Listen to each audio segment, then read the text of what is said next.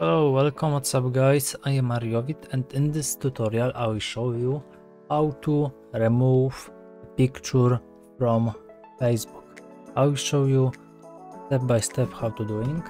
So you may leave like and subscribe, share to others, write a comment and let's go if I will help you.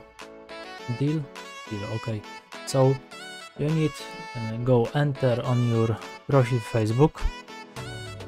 Now to remove video, you need to click here in these three dots. It is one of the option.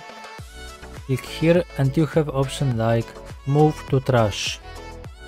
It will delete your video. Actually, it will delete your picture after 13 days. It will be invisible for everyone. And it is a second option is click here.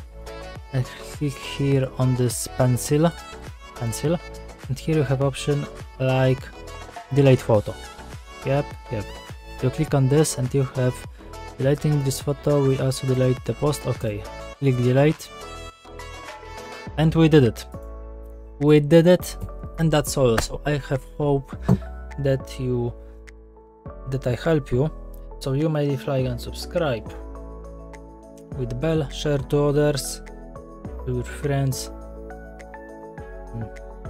and thanks for watching and see you next time.